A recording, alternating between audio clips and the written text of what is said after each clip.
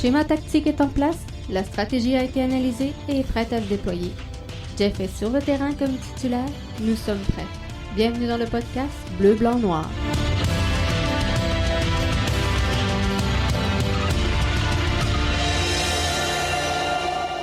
Lentement mais sûrement, on s'en va en tabarouette dans la bonne direction. Phase 6 du déconfinement, ça s'en vient tranquillement pas vite.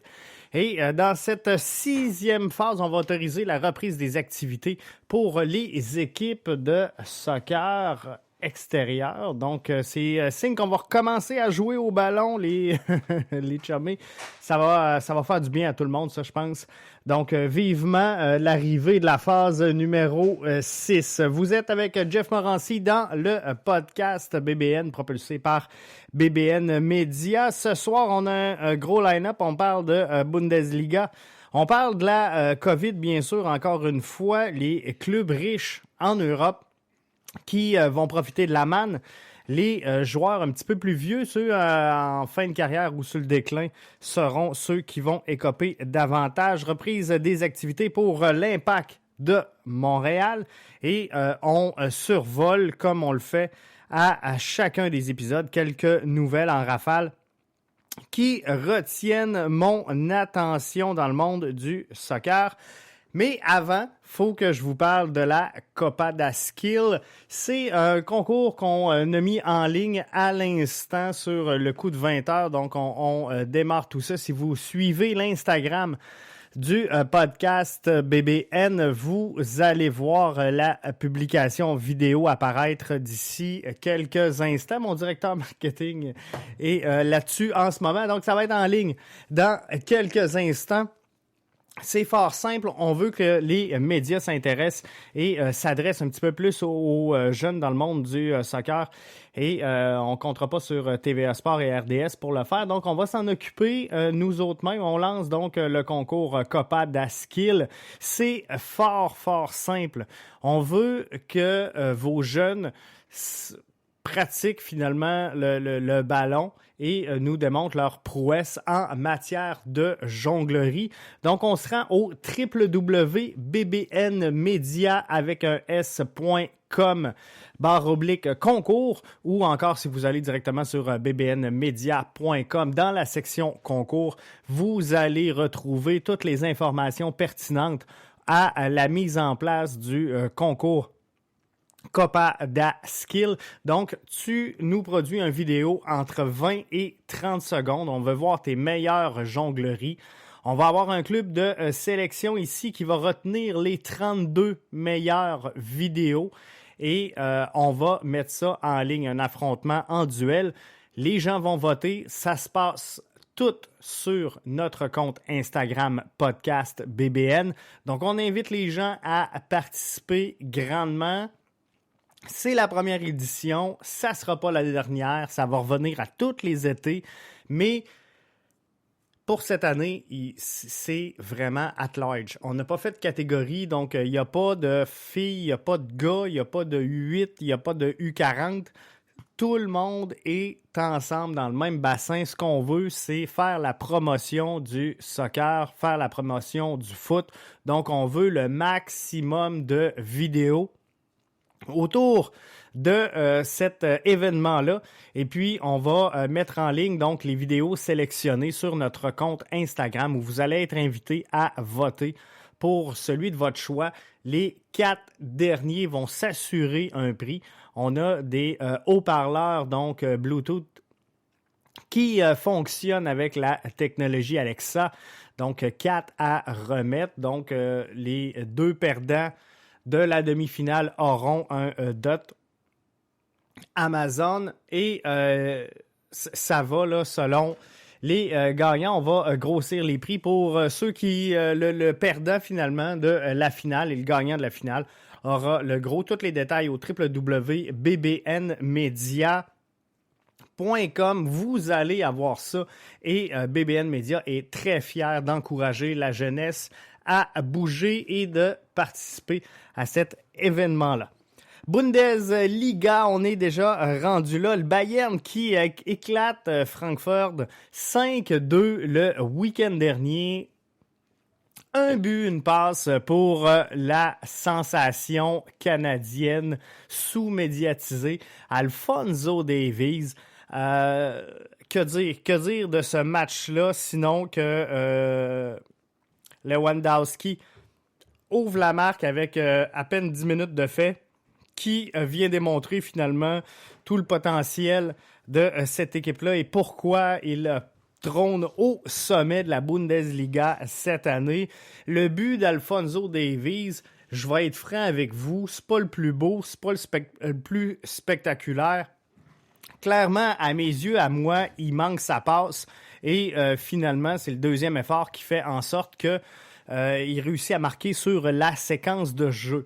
Par contre, c'est également ce qui fait qu'Alphonso Davies est où il est présentement, qu'il se tient finalement au sommet de la Bundesliga et est un des joueurs canadiens ayant le plus de vibe et de follow spot sur lui en ce moment. Parce que après la passe ratée, on le sait, il y a plusieurs joueurs qui auraient abandonné l'action drôle-là et le jeu se serait ainsi terminé. Là, rate la passe, les défenseurs sur le jeu dorment un peu, on va se dire les vraies affaires, mais Alphonso poursuit sa séquence de jeu. Quand on parle justement aux jeunes, quand on explique aux jeunes des phases de jeu, des séquences de jeu, on dit que c'est important de fournir le deuxième effort, c'est important de compléter le jeu. C'est exactement ce que le grand numéro 19 est venu faire lors de cette rencontre-là.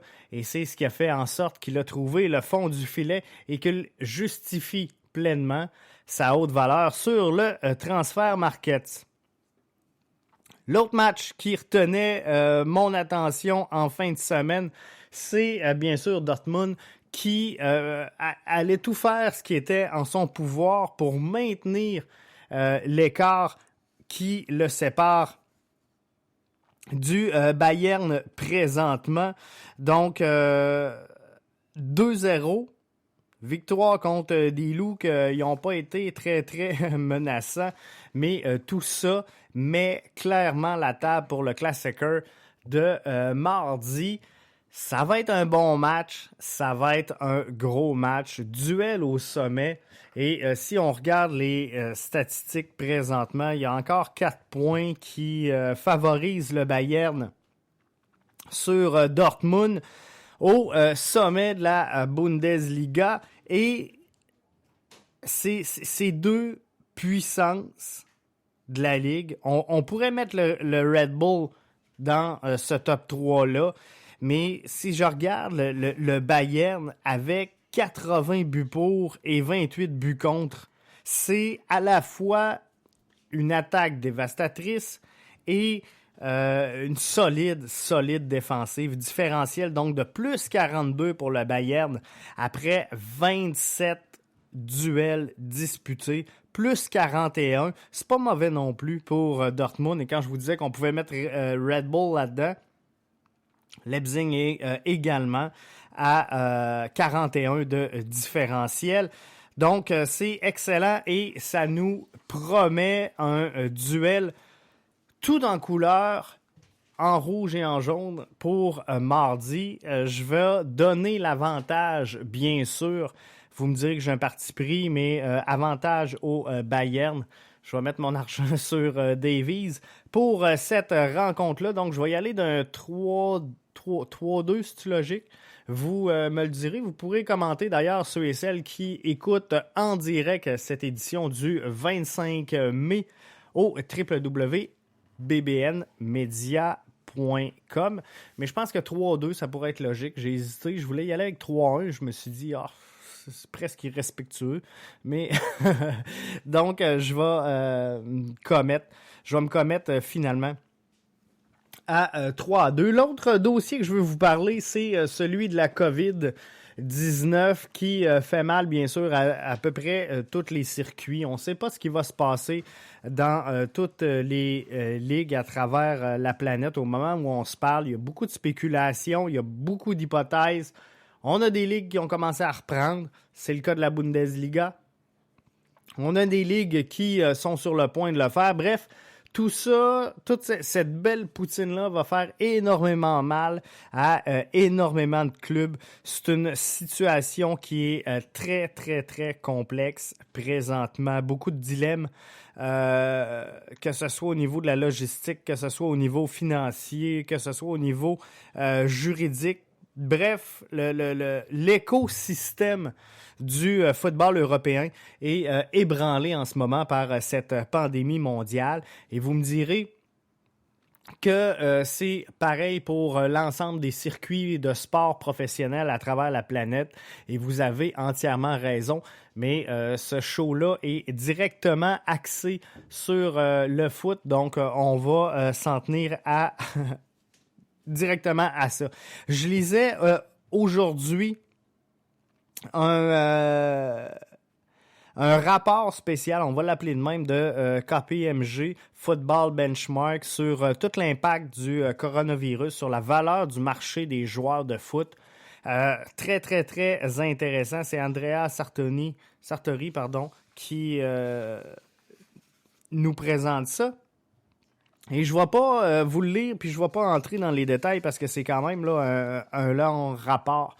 Et j'en ai fait mes propres extractions et c'est ce que je partage avec vous aujourd'hui. Quelques grandes lignes que j'ai retenues du rapport. Les pertes de revenus estimées dans les 5 grandes ligues pourraient dépasser 4 milliards d'euros. C'est énorme. C'est si on arrêtait l'ensemble des ligues, l'ensemble des championnats, c'est ce qui pourrait se passer présentement. Avec des activités qui reprennent lentement, mais sûrement un peu partout, on peut estimer que ces pertes-là, finalement, seront chiffrées entre 800 millions et 1,3 milliard d'euros. Advenant que les clubs soient en mesure de compléter finalement, malgré toutes les restrictions qui seront mises en place, la saison actuelle ou les saisons actuelles, dépendamment des championnats. Mais où ce que ça risque d'accrocher, c'est qu'il y a plein de choses que, en tant que fan, des fois, on ne regarde pas trop. Mais il faut penser à tout ce qui est l'expiration des contrats des joueurs, la diminution en liquidité des clubs, les accords commerciaux qui vont prendre fin, le calendrier du marché des transferts, les aspects logistiques des organisations en déplacement. Il y a plein de choses qui, juridiquement, financièrement, le dire en bon québécois, ça va être le dawa tantôt dans tout ça. Et qui va en tirer profit? Moi, c'est ça que je veux partager avec vous. Qui va en tirer profit? Et parce que peu importe, quand on vit une situation comme on vit là, ça va toujours faire des gagnants, ça va toujours faire des perdants. Malheureusement, ça fait partie du cycle d'une crise et d'une pandémie. Donc, ce qu'on va voir baisser, premièrement, là, c'est la valeur des joueurs sur le marché. Il y a une bulle présentement, un peu comme ça se voit des fois en immobilier, une bulle spéculative sur la valeur des joueurs. Je pense qu'il y a beaucoup de joueurs qui sont overrated présentement au niveau du foot et c'est pas, ça n'a rien à voir avec leur capacité. Je pense que le système est fait comme ça. Avec le temps, on a engrangé finalement et on a nourri cette bête-là qui fait qu'elle est maintenant ce qu'elle est et que c'est devenu un peu incontrôlable. Donc la crise va ramener un peu tout ça terre à terre. Il va faire ralentir, voire décroître la valeur des joueurs professionnels. Et en Europe, il y en a énormément. Donc, ces contrats-là qui vont être revus à la baisse, la valeur des joueurs à la baisse vient directement affecter la valeur d'un club sur le marché et la valeur comptable. Puis là, c'est c'est pas facile à comprendre parce que faut quelques notions de base, là, mais si ton produit perd de la valeur, automatiquement, ton entreprise, ton organisation perd de la valeur. Donc, il y a une opération comptable négative qui fait que tantôt, tu vas être dans le trouble parce que ton entreprise, donc ton club, est évalué en fonction de tes ressources. Et tes joueurs sont ta ressource, tes joueurs sont ton produit. On n'aime pas ça dire ça, mais en 2020, on est obligé de se le dire puis de se l'admettre sans se mettre la tête dans le sable. Les joueurs professionnels sont maintenant des produits que l'on met en marché et c'est ce qui se passe présentement. Donc, la valeur de ton produit vient de baisser parce que on joue des matchs à huis clos, parce qu'on en jouera peut-être pas. Bref, la valeur descend. Donc, les clubs, ils font quoi? Ils deviennent vendeurs. Comprenez-vous? Donc, les équipes qui, présentement, sont en excellentes conditions financières, donc les plus riches, ceux qui ont de l'argent, viennent automatiquement de faire un gain parce qu'ils ont de l'argent de disponible et la valeur des joueurs vient de baisser. Donc, comprenez-vous le gap qu'on vient de créer entre les deux? Et quand je vous dis que les joueurs perdants, les perdants dans toute cette pandémie-là seront les joueurs en fin de carrière ou tranquillement, pas vite, sur le déclin, si tu as un joueur qui peut te donner encore une ou deux grosses saisons, et on sait que ça va être des saisons de misère, je parle au guichet, je parle sur les revenus. Financièrement, ça va être au moins 2-3 saisons de misère pour se remettre de cette pandémie-là. Donc, qu'est-ce qu'on fait? Est-ce qu'on le signe? Est-ce qu'on le resigne? Est-ce qu'on lui donne un gros contrat? Ou est-ce qu'on favorise celui qu'on a scouté? Celui qui est jeune, celui qui pousse, celui qui coûte presque rien, qui est issu de l'intérieur, clairement, lui, va avoir le pôle et le gros bout du bâton. Donc, c'est sûr que les joueurs en fin de carrière vont être affectés énormément, encore plus que les jeunes en début de carrière, parce que je prends par exemple, je reviens à la Bundesliga, où il y avait des rumeurs de transfert d'Alphonso Davies vers le Real Madrid. C'est sûr que d'investir sur un joueur comme Alphonso Davies, tu le sais qu'il va te donner plusieurs bonnes années, comprenez-vous? Donc, il est au début de sa carrière, il est en train de monter les échelons, il n'a pas atteint encore son pic en tant que joueur professionnel établi. Ça s'en va très bien dans son cas et il se développe très bien.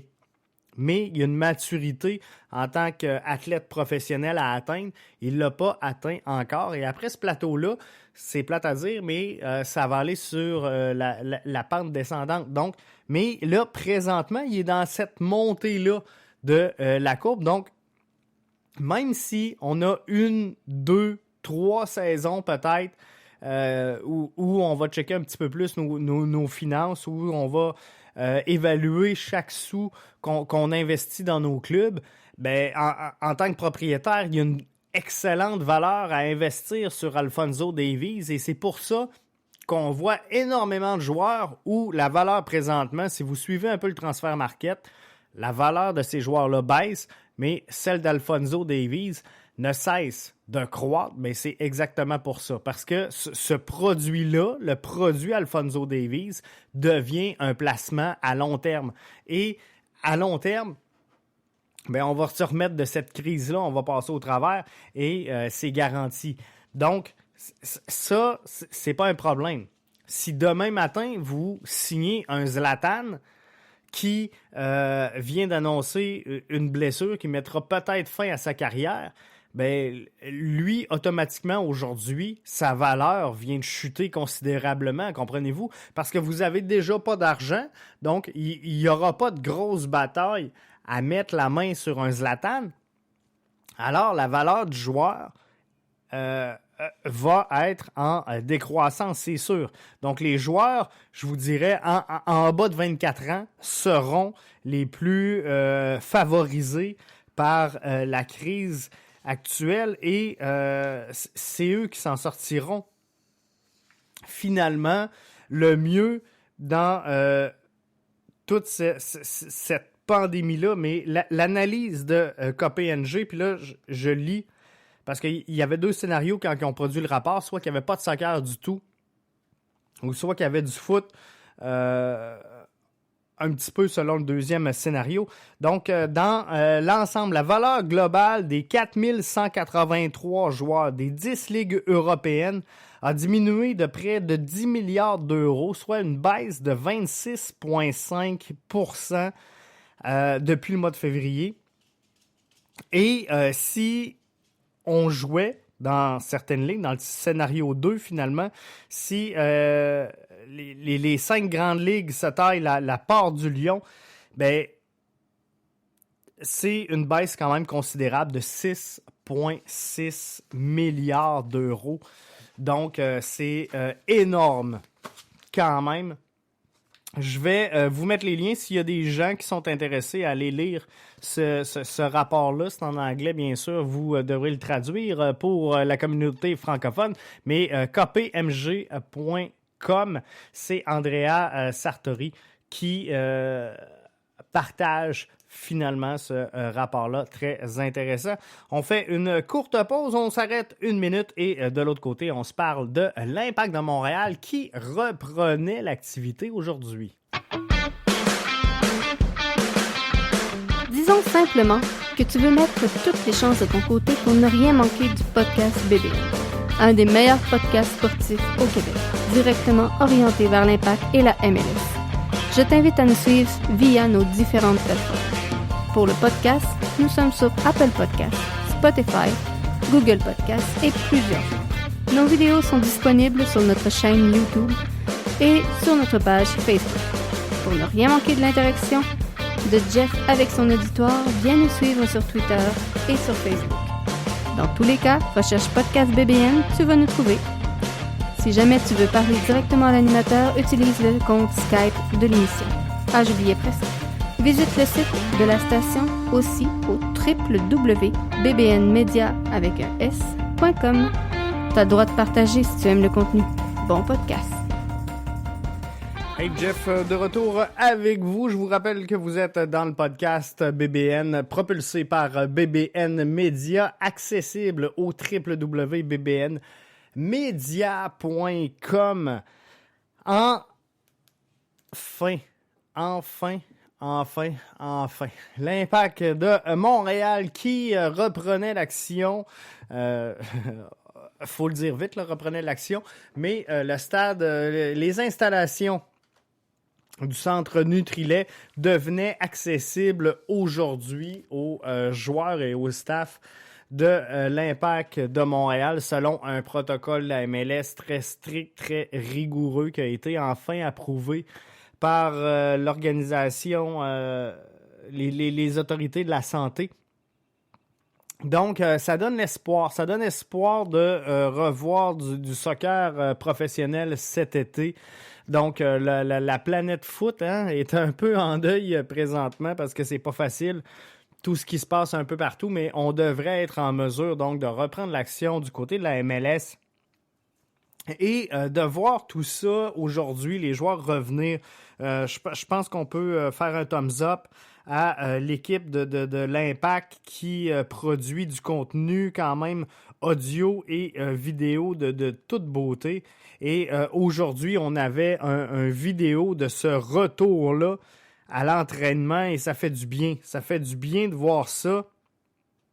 Ça fait du bien de voir les joueurs entrer sur le terrain et d'aller s'entraîner.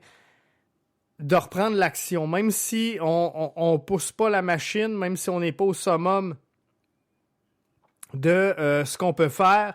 Et c'est strict, comme je vous disais, comme protocole. On a 4 joueurs par surface. On sait qu'au centre Nutrilait, on a 2 surfaces de jeu, ce qui nous donne 8 accès possibles aux joueurs sur le terrain. Entraînement individuel, bien sûr, et sans contact. Les joueurs avaient des masques. Tout était respecté, tout était dans l'ordre.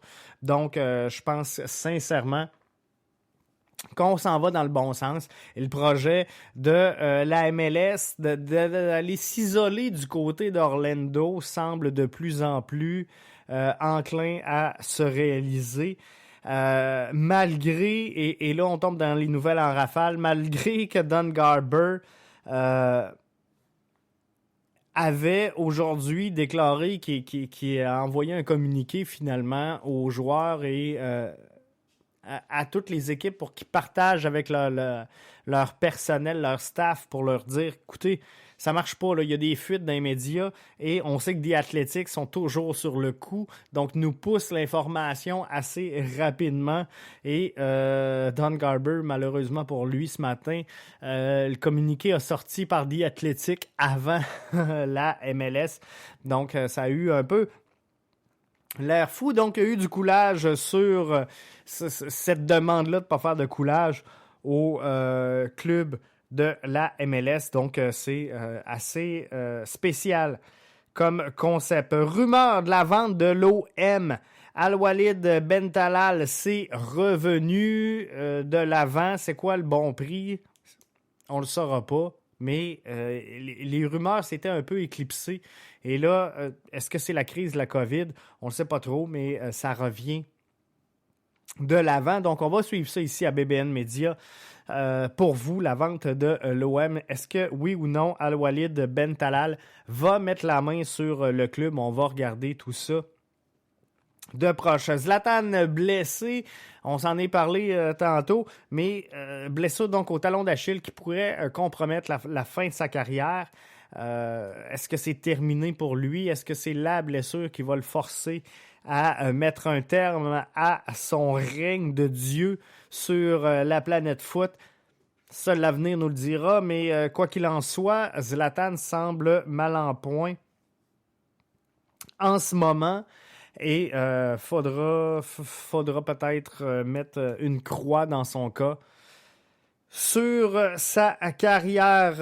En terminant, les nouvelles en rafale, nouvelles un petit peu moins intéressantes, mais l'AS Roma annonçait aujourd'hui le décès d'un de ses joueurs de 21 ans à peine, Joseph, milieu camerounais, formé par la Roma. Il a succombé à un arrêt cardiaque. Il évoluait présentement en D2 roumaine. Donc, tout notre support et nos condoléances les plus sincères à sa famille. Mais 21 ans, un arrêt cardiaque, c'est jeune en tabarouette pour ce jeune prospect de l'AS Roma. Donc, ça fait le tour du podcast de ce soir. On va vraiment s'en tenir à 30 minutes dorénavant. J'essaie de me discipliner, mais on veut vous livrer du contenu 5 jours sur 5. Donc, si je veux me permettre de le faire, il faut que je rentre et que je cadre dans mon 30 minutes. Et on veut essayer cette semaine d'être là avec vous du lundi au vendredi parce qu'on sait que le soccer, ça s'en vient. Le foot va reprendre un peu partout. On a la Bundesliga qui est repris, qui a repris ses activités. La MLS, on le sait, ça s'en vient. Donc, on va être avec vous là à tous les jours. Avec la Copa d'Askill également, le concours qu'on vient de lancer aujourd'hui, ce soir. On veut être avec vous. On veut suivre ça. Donc, demain, on suit le Klassiker. Alors que le Bayern affronte Dortmund, 5 clubs, deux clubs invaincus finalement à leurs 5 dernières sorties. Ça va être super intéressant comme match à suivre. Donc, manquez pas ça. Soyez là, soyez avec nous, bien branchés dans l'aventure du podcast BBN. Là-dessus, je tire la plug et je vous remercie d'avoir été des nôtres. On se retrouve demain pour un autre podcast BBN.